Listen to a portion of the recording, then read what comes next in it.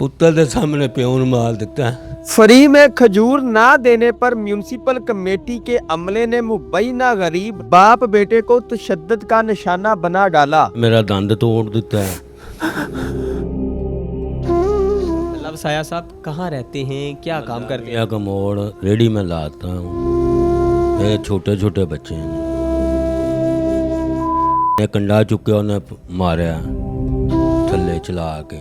उन्हें मैं मिन्नतां करदा रहा। वीडियो दे विच ਇਹੋ ਹੀ ਬਿਆਨ ਆਉਂਦਾ ਪਿਆ। ਮੇਰੇ ਦੋ ਜਣੇ ਗੱਲ ਪੈ ਗਏ ਪਿੱਛੋਂ, ਤੀਜਾ ਉਹਨੇ ਡੰਡਾ ਮਾਰਿਆ। ਇਹਨਾਂ ਨੇ ਮੇਰਾ ਦੰਦ ਤੋੜ ਦਿੱਤਾ। 3 ਵਜੇ ਦਾ ਟਾਈਮ ਸੀ।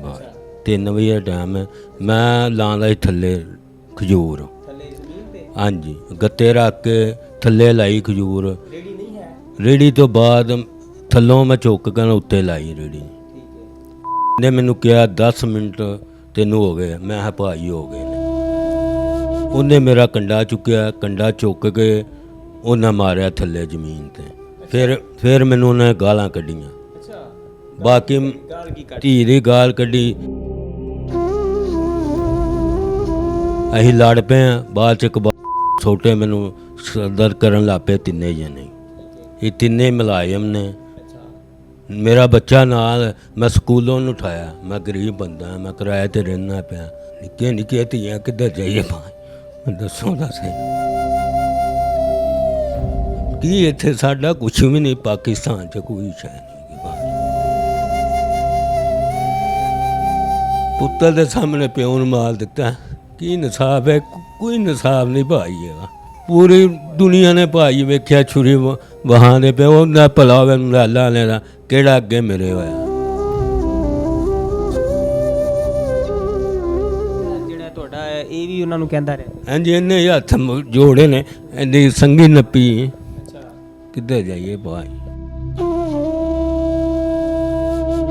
ਕਿੰਨੇ ਬੱਚੇ ਨੇ ਤੁਹਾਡੇ? बच्चे मेरे 5 नहीं, 3 बेटियां 2 बच्चे।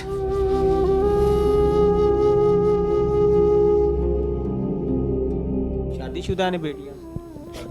एक दी शादी की। 3 बच्चियां। मैं कित्थों लिया के इन्हों ईद दे कपड़े देवांगा भाई।